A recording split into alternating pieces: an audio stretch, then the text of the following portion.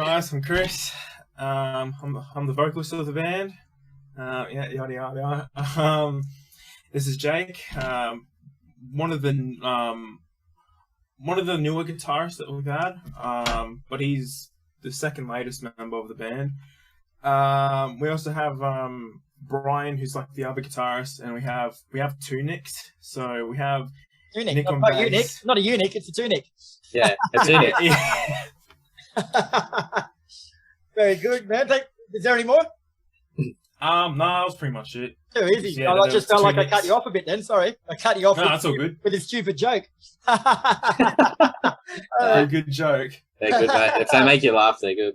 And of course, you guys are from our new Brisbane band, Glora, as well. And we're here today to talk about your debut single, Paralysed, which is out on October 28th. So tell us a bit about the song musically and what you're going for with it. Oh, well, it was mostly... So it was the second song we actually wrote for us, but the first one we actually finished. So the first one kind of laid around for a bit, but then we got this one on the roll, and it sort of just kicked off. It just had that energy, and everyone was sort of more into it, so we went for it. And yeah, the idea of it was, well, it's inspired by more older school, like old Behemoth or maybe like some Death, but the main idea was for it to be something as different as it could be for a metal song, like as different as it could be. And I think you've actually achieved that, because like the song starts off with like a really calm, gentle sort of an intro before just exploding into fucking mayhem, mate. So it is just a nice touch to introduce people to the band. Is that going to be typically your sound? Yeah. They're like, I mean, we're always out to probably do something a little bit different. So maybe expect different. So Expect the unexpected sort of thing. yeah, why not? Cool. As we mentioned, like Paralysed is your first release. Like you touched on a little bit before, but why choose that specific song to launch your journey, I guess?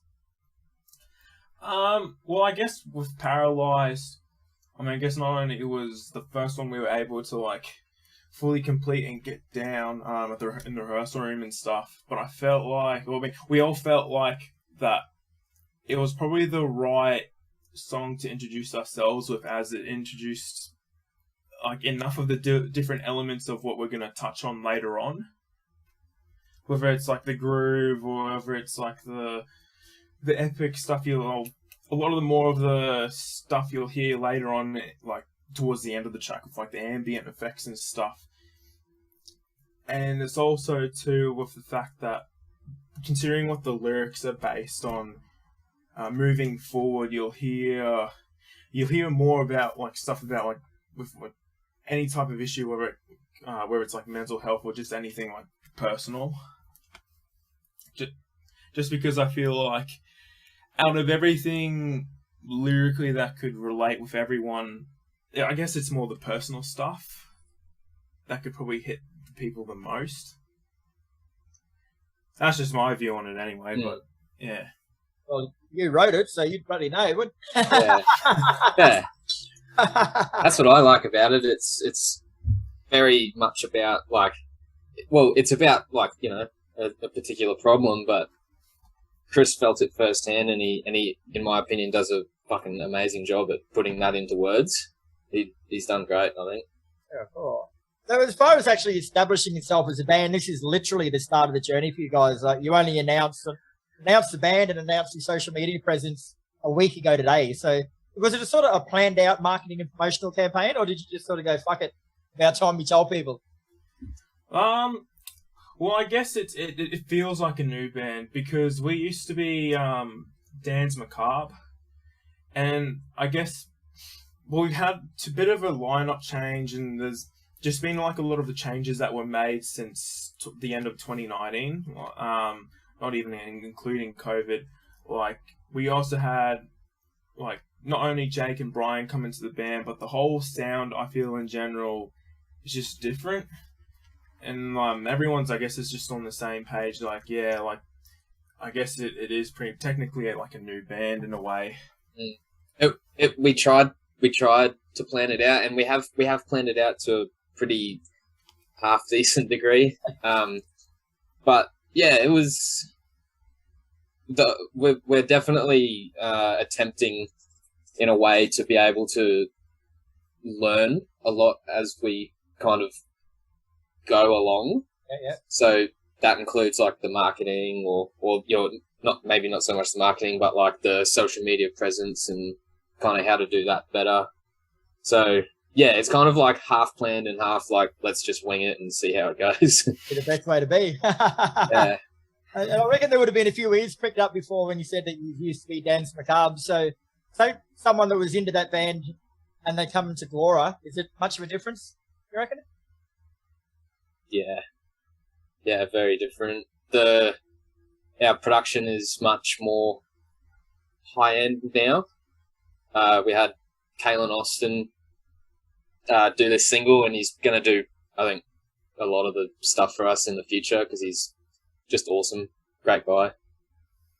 But yeah, the new stuff compared to the old stuff is completely different. And what ways?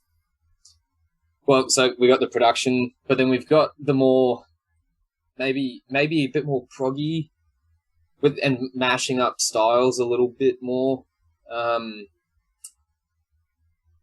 But more on what I said before, just trying to be a bit different. Yeah. The old sound was very old school, and this is still old school, but new. New old yeah. New old school. Yeah. You want to patent that now, mate? That's going to fucking take off. Yeah. New back metal. New black metal, yeah. Black metal. Hey, you mentioned the prog elements too. So overall, like Glora covers a few genres. Like it's predominantly influenced by black metal, but you've also got the elements of prog in there, and there's some death metal thrown in the mix as well. So was it a planned musical direction, or was it sort of something more came about in the jam room? I guess it was more just like a natural feel of how it just came to be in the rehearsal room, like. Whether it would be Jake bringing in a riff, or whether it be myself bringing in a particular riff, or whether it was just, pretty much just every one of the single of the boys just like coming up with stuff in the jam room, or whether it's in their own time, because we would send each other, right as of right now, usually we send each other like a demo, and we just build from there. Whether it be through like Reaper or Pro Tools or whatever. Yeah. We also use that Guitar Pro a lot, which is good for our drummer because he's able to write down ideas and you can actually play it and it'll play just like a MIDI sound, but it gives you a general idea. So, we all work full time, pretty busy, but when we ever get enough time to sit down and write some stuff, we can still send it back and forth throughout the week when we can't necessarily get to each other. When you say you do the demo up and you send it out to the band, like, do you send that out with an instruction that I want this song to be that way, or do you sort of send it and let them take their own interpretation of it, work it from there? No, we'd definitely send it and just see who wants to add what kind of thing, or it's good because everyone just gets to put a bit of flavour in it, and I think it works. I think it's a good system for now. Yeah, cool. Yeah. Chris, I believe this is your first band as lead vocalist, mate, after having always played the guitar in the past. So what the fuck possessed you to take up the role as a singer? Because he's fucking awesome. Yeah. Give me in the heart. Well, I guess it was more so about it's a bit of a weird history kind of thing because it's like I used to do vocals in like a grindcore band, but I guess at that point in time things didn't it didn't go for very long due to like different reasons at the time. But then when Dan's was founded, it was originally just me on guitar, and then it progressed in like a weird like dual vocal kind of way where sort of like Mastodon, how like Brett and one of the other guys would just share vocals. And then once we parted ways with Ollie, and Jake came on board, it just fell into my lap where it's like, hey, you should probably do vocals, and it's just like, all right, I better do better. I better get some lessons. And Pressure's on. You've been getting lessons too, though. So, like, how do you train yourself to be a vocalist rather than a guitarist with the lessons? Like, what's the process? Well, I got really lucky. So, when I was in high school in grade 11, like in music class, I saw an advert. Well, actually, my teacher at the time recommended me to the person who was like putting up advertisements for like, well, specifically, yeah, like extreme vocals, and that was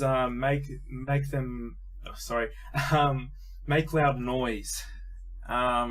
Yeah, I thank Anita a lot with like training me to become a better vocalist, like in general, because she like has such a raw and deep knowledge in terms like just anything with vocals, because she has like a couple of degrees and stuff, and she understands like the science behind it all. Oh, that's interesting.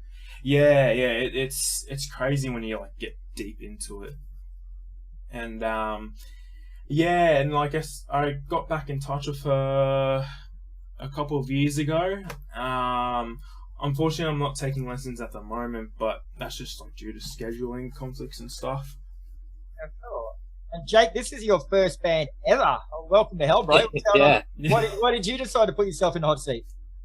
I always wanted to.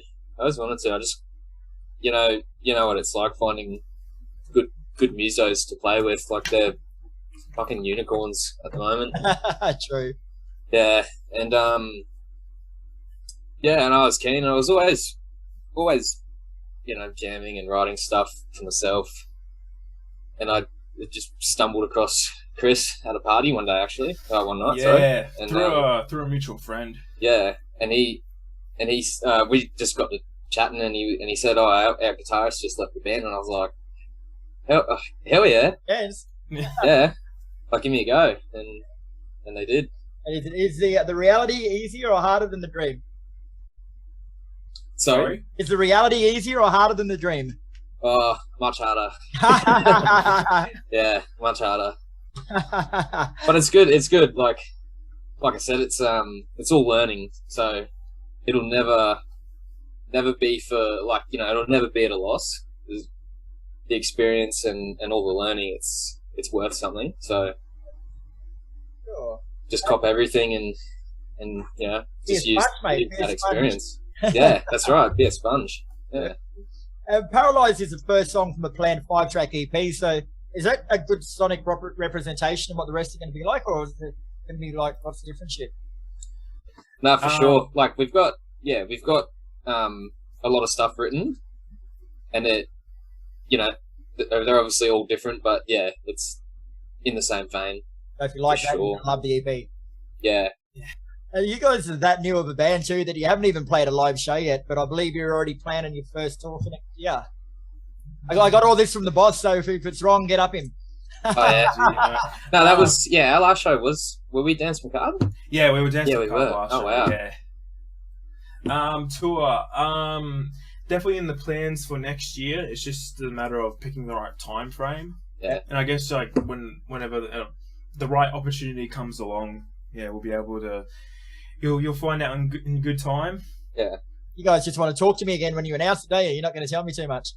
No, I would love to talk to you again. That'd be sweet. Very cool, guys. All right, well, that's all I got for you so far. But Paralysed is out on October 28th, and it's a fucking good track, boys. Like for a first effort, blew my socks off. It was really good. So I suggest everyone get their fucking shit together and have a listen to it. 6 p.m. Australian Eastern Standard Time, October 28th. Awesome. Thank That's you it. so much, Chris.